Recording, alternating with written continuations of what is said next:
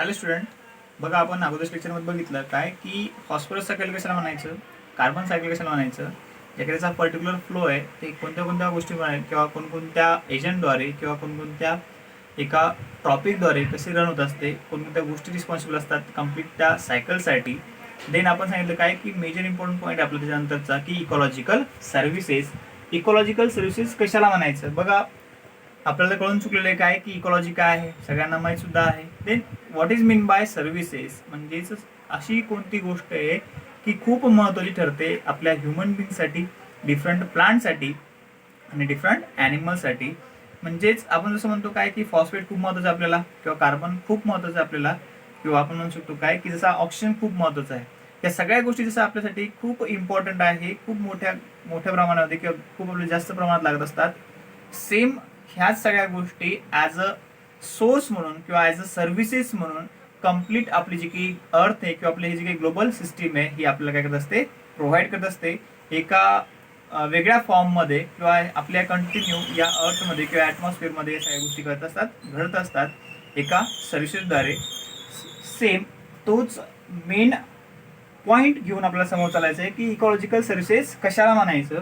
Then a wide range of economic, environmental and aesthetic benefits are provided to human beings. म्हणजे बघा, मग economic purpose असो, environment related एखादी गोष्ट असो, किंवा ॲस्थेटिक बेनिफिट्स मीन्स वॉट, जे की आपण ब्युटिफुल नेचर बघत असतो आपलं, त्या ब्युटिफुल नेचरला बनण्यासाठी त्याच्यासाठी जी काही बेनिफिट्स असणारी किंवा त्याच्यासाठी बेनिफिशियल असणारी जी काही गोष्ट आहे ती असणारी आपली इकॉलॉजिकल सर्व्हिसेस. पण ही इकॉलॉजिकल सर्व्हिसेस कोणकोणत्या प्रकारे असणार आहे ते आपण समोर बघूच, पण आपली डेफिनेशन तोपर्यंत काय करू, आपण कम्प्लीट करून घेऊ.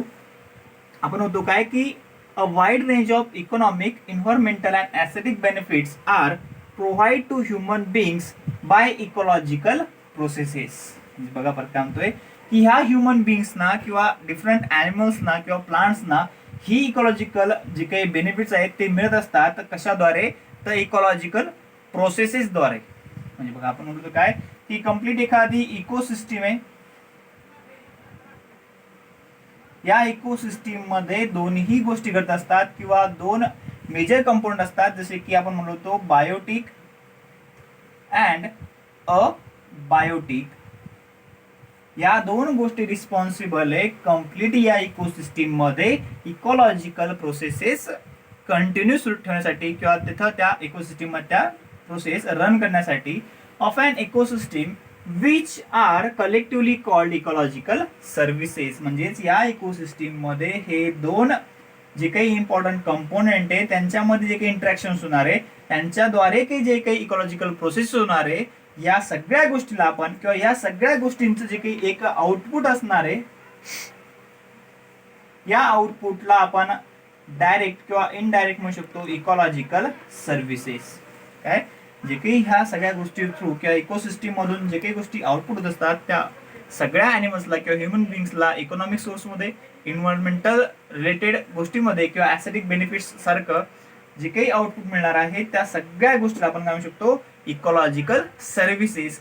इकॉलॉजिकल सर्व्हिसेस मिळतात कशा, त्याचे एक्झाम्पल कोणकोणते, तर बघा, fixation of carbon dioxide first example, then release of oxygen that is second example, and then last pollination. जर का डिटेलमध्ये बघायचं झालं की फिक्सेशन ऑफ कार्बन डायऑक्साइड म्हणजे आपल्याला माहिती आहे काय की जे काही कार्बन ॲसिम्युलेशन कम्प्लीट आपल्या या इकोसिस्टीम मध्ये होत असतं, त्या कार्बन ॲसिम्युलेशन साठी खूप छान प्रोसेस आपल्या या कम्प्लीट अर्थवरती होत असते किंवा आपल्या इकोसिस्टीम मध्ये होत असते. ती छान प्रोसेस म्हणजेच कोणती, आपली फोटोसिंथेसिस प्रोसेस. म्हणजेच जर का म्हणायचं झालं तर काय की गुड एक्झाम्पल ऑफ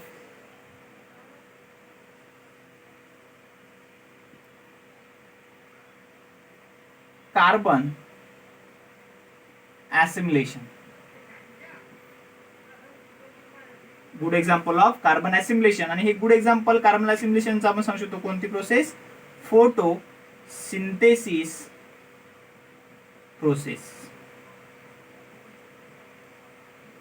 कोणती प्रोसेस, फोटोसिंथेसिस प्रोसेस. का, कारण की आपण जर का कन्सिडर केला एखादा छोटासा एरिया, ह्या एरियाच्या व्हिसिनिटी मध्ये जर का कार्बन डायऑक्साइड मॉलिक्यूल खूप जास्त असेल, ठीक आहे, देन वॉटर मॉलिक्यूल खूप किंवा वॉटर कंटेंट खूप जास्त असेल, ठीक आहे. देन आपण म्हणणार काय की आणि देन आपण म्हणलो काय की अगोदरच की अबायोटिक जे काही कंपाऊंड असणार आहे ते अबायोटिक कंपाऊंड सुद्धा खूप महत्त्वाचा रोल प्ले करत असतात आपल्या इकोसिस्टीम मध्ये. तर मग आपण इथे घेतोय लाईट कंपोनंट. मग जर का ह्या तिन्ही गोष्टी एखाद्या प्लांटच्या विसिनिटीमध्ये असेल म्हणजे जवळपास असेल, ह्या सगळ्या गोष्टीचा उपयोग ते प्लांट बॉडी करत असते. प्लांट बॉडी जर का सगळा उपयोग केला तर आरामशीर आपण म्हणू काय की या ठिकाणी आपण कशाला फिक्स करतोय, या कार्बन ला फिक्स करतोय किंवा कार्बन डायऑक्साईड इझिली काय होईल, फिक्स होईल. त्या आणि फिक्स करण्याचं काम कोण करेल, plant, by the process photosynthesis process. जर का फोटोसिंथेसिस प्रोसेस कंटिन्यू झाली तर इझिली कार्बन जो काही मॉलिक्युल तो काय होईल, ऍसिम्युलेट होईल, त्याचं ऍसिम्युलेशन होईल. म्हणजेच तो form continue by the step किंवा स्टेप बाय स्टेप किंवा टॉपिक लेवल जसं चेंज होत जाईल तसंच त्या टॉपिक लेवल मध्ये तो कार्बन फॉर्म ट्रान्सफर केला जाईल. इन शॉर्ट आपण सांगणार काय की by the process of photosynthesis food तयार होईल.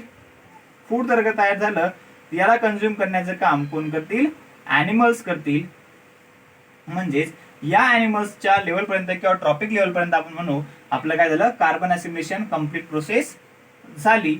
म्हणूनच फर्स्ट जे काही एक्झाम्पल आहे आपल्या ह्या इकॉलॉजिकल सर्व्हिसेसचं ते काय असणार आहे, fixation of carbon dioxide molecule. आता कार्बन डायऑक्साईड मॉलिक्यूलच का जास्त फिक्स होतोय, म्हणजेच ज्या अर्थी जर का एखादी इकोसिस्टीम असेल तर त्या इकोसिस्टीम मध्ये डिफरंट असे एक्झाम्पल्स आहेत की ते डिफरंट एक्झाम्पल रिस्पॉन्सिबल असतात फॉर द पोल्युशन.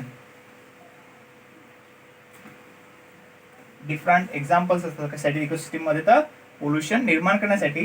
जर का पोल्युशन म्हणजे काय की जी काही कंटिन्यू इकोसिस्टीम मध्ये प्रोसेस होत असती, म्हणजे जर का या इकोसिस्टीमची काही प्युरिटी आहे, या प्युरिटी मध्ये एखादी इम्प्युरिटी ऍड होणं आपण त्याला काय म्हणतो जनरली पोल्युशन.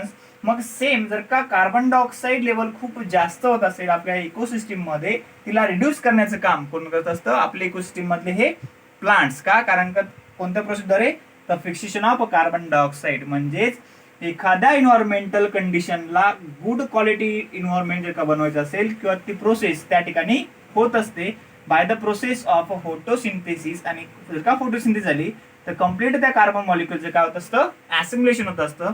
म्हणून ही काही प्रकारची गुड इकॉलॉजिकल सर्व्हिस आहे आपल्या या ऍटमॉस्फिअर मध्ये किंवा आपल्या या इको सिस्टीम मध्ये किंवा कम्प्लीट आपल्या या जे काही अर्थवरती डिफरंट जे काही इकोसिस्टीम्स असणार आहेत, मग ॲक्वेटिक इकोसिस्टीम असो, टेरेस्ट्रियल इकोसिस्टीम असो, त्यामध्ये पण डिफरंट टेरेस्ट्रियल इकोसिस्टीम्स.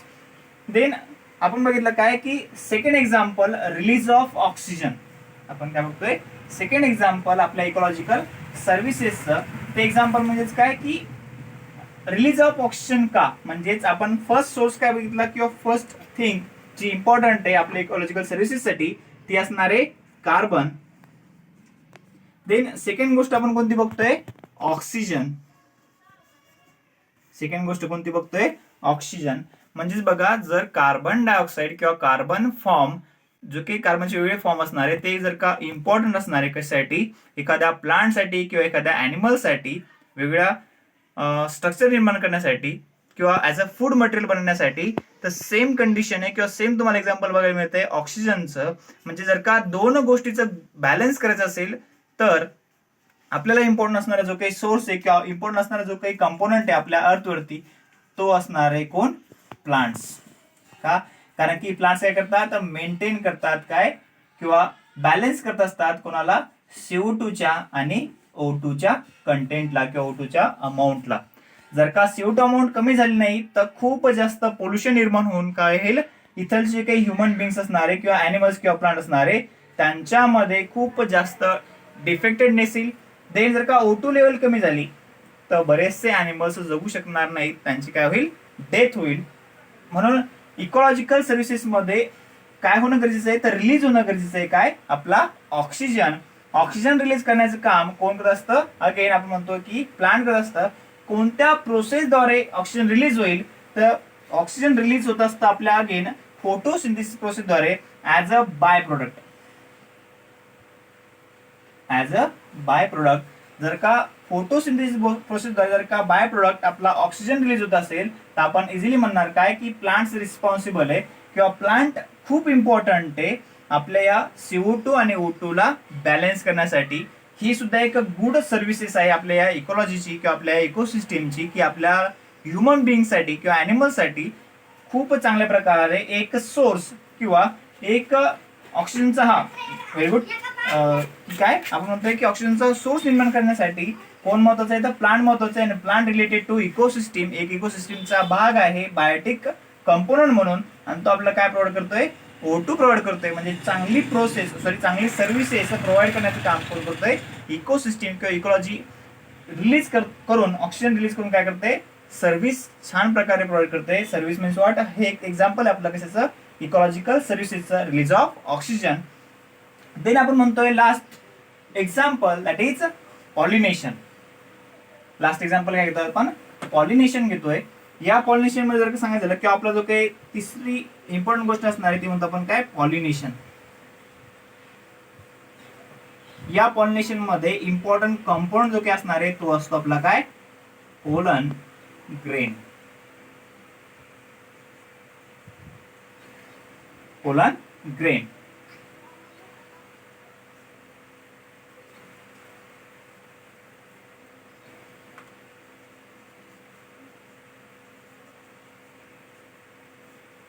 बघा आता आपण म्हणतोय काय की पॉलिनेशन प्रोसेस होते, जसं की आपण म्हणलो अगोदरच काय की एस्थेटिक बेनिफिट्स. जर का आपल्याला एखादी गोष्ट किंवा एखाद्या कंपोनंटद्वारे किंवा एखाद्या छोट्याशा गोष्टीमधून जर का आपल्याला काही इन्कम करायचं असेल, काही जर का गोष्ट कमवायची असेल, तर एक गुड एक्झाम्पल आपण देऊ शकतो की फ्लोरिकल्चर. जर का पूर्ण कम्प्लीटपणे फुललंच नाही किंवा एखादं जर का आपल्याला फ्रूट मिळतं एखाद्या प्लांट पासून, तर ते फ्रूट मिळण्यासाठी जी छान प्रोसेस असते त्या छान प्रोसेस आपण म्हणू काय, पॉलिनेशन प्रोसेस. म्हणजे जोपर्यंत पॉलिनेशन प्रोसेस होणार नाही, जोपर्यंत पॉलिनेशन प्रोसेस होणार नाही तोपर्यंत पोलन ग्रेन एखाद्या स्टिग्मावरती पडणार नाही. जोपर्यंत ते स्टिग्मावरती पडणार नाही तोपर्यंत ते ओव्हरीपर्यंत पोहोचणार नाहीत. आपण क्रॉस करू, क्रॉस मीन्स व्हॉट, ते काय होत नाहीये, पोहोचत नाहीये. जर का ओव्हरीपर्यंत पोहोचत नाहीये तर त्या ठिकाणी फ्रूट फॉर्मेशन होत नाहीये. म्हणजेच फ्रूटच्या फॉर्मेशनसाठी पोलन ग्रेन महत्वाचे आहेत. तर पोलन ग्रेन स्टिग्मावरती पडणं गरजेचे आहेत, ते ओव्हरीपर्यंत पोहोचणे गरजेचे आहेत, फर्टिलायझेशन प्रोसेस होणं गरजेची आहे. ज्यावेळेस सगळ्या गोष्टी होईल त्यावेळेस फ्रूटचं फॉर्मेशन होईल.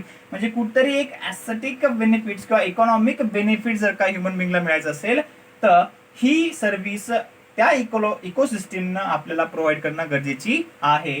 मग पॉलिनेशन होतं कसं, पॉलिनेशन कोणत्या एजंटद्वारे होणार आहे किंवा पॉलिनेशन ही प्रोसेस कुठे घडते. जर का आपण एक्झाम्पल घेतलं, first good example that is wind. सगळ्यांना माहिती आहे काय की विंडद्वारे इझिली काय होत असतं, पॉलिनेशन होत असतं. कन्सिडर करा जर का या ए प्लेसला एखादा प्लांट आहे,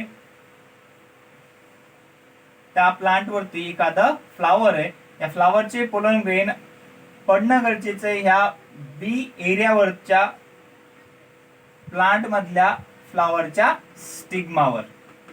ठीक आहे, तर विंडद्वारे इझिली काय होईल, पोलन ग्रेनचं ट्रान्सफॉर्मेशन होईल. किंवा इथेच जर का दुसरी ट्यूब असेल तर त्या दुसऱ्या ट्यूब वरती इझिली काय होणं गरजेचं असतं, पोलन ग्रेनचं ट्रान्सफॉर्मेशन होणं गरजेचं असतं. तर विंडद्वारे काय होईल, इझिली ट्रान्सफॉर्मेशन होईल पोलन ग्रेनचं. म्हणजेच पोलन ग्रेनचं जर का ट्रान्सफॉर्मेशन होतं त्या छोट्याशा प्रोसेसला आपण काय म्हणतो, pollination process. Then second example आपण देऊ शकतो वॉटर. सेकंड एक्झाम्पल आपण काय देऊ शकतो, वॉटर. म्हणजे जसं की ज्या विंडद्वारे इझिली एखाद्या प्लांटवरच्या फ्लावर पासून पोलन ग्रेन रिलीज होत आहेत आणि दुसऱ्या त्या स्टिग्मावरती विंडद्वारे पोहोचत आहेत, तर सेम वॉटर बॉडी किंवा जे काही ॲक्वेटिक इकोसिस्टीम मध्ये प्लांट असतात त्या प्लांटमध्ये जे काही पॉलिनेशन होत असतं तर त्या वॉटरमुळे पॉलिनेशन होत असतं. देन तिथं सुद्धा काय होईल, कम्प्लीट प्रोसेस होईल, फर्टिलायझेशन प्रोसेस होईल आणि इझिली त्या ठिकाणी त्या फ्लावर पासून फ्रूट निर्माण होईल. देन लास्ट एजंट आपण म्हणू डिफरंट एजंट्स. हे सुद्धा वेगवेगळ्या प्रकारचे काय आहेत, विंड आणि वॉटर सुद्धा एजंटच आहेत, पण डिफरंट एजंट आपण कन्सिडर करू आता ॲनिमल्स. Different agents animals. पण ह्या ॲनिमल्स मध्ये सुद्धा आपण सांगणार काय की जे काही छोटे छोटे इन्सेक्ट असतात, insects, different birds, butterflies, then moths, हे वेगवेगळ्या प्रकारचे काय आहेत, एक्झाम्पल्स आहेत कशाचे, आपल्या कम्प्लीट एजंटचे. हे जर का एजंट्स एखाद्या फ्लावरवरती दुसऱ्या जर का फ्लावरवरती उडून बसले नाही तर या एरियावरचे काही फ्लावर आहे तर त्या फ्लावरचे पोलन ग्रेन कधीच दुसऱ्या फ्लावरवरती जाणार नाहीत. म्हणजेच काय होईल, या ठिकाणी प्रोसेस होणार नाही, पण ह्या डिफरंट अॅनिमल्सद्वारे किंवा डिफरंट एजंटद्वारे इझिली त्या एरियामध्ये काय होत असतं, पॉलिनेशन होत असतं. अशा प्रकारे आपण काय बघितलं की इकॉलॉजिकल सर्व्हिसेस कशाला म्हणायचं आणि इकॉलॉजिकल सर्व्हिसेस मध्ये एक इन शॉर्ट मस्त काय बघितलं आपण एक्झाम्पल बघितले. मग फिक्सेशन ऑफ कार्बन डायऑक्साईड असो, रिलीज ऑफ ऑक्सिजन असो किंवा पॉलिनेशन असो, या छान गोष्टी किंवा या छान प्रोसेसेस एक आपल्याला सांगतात काय की ही काय प्रकारच्या इकॉलॉजिकल सर्व्हिसेस आहेत. नेक्स्ट टॉपिक आपण नेक्स्ट लेक्चर मध्ये बघू. थँक्यू.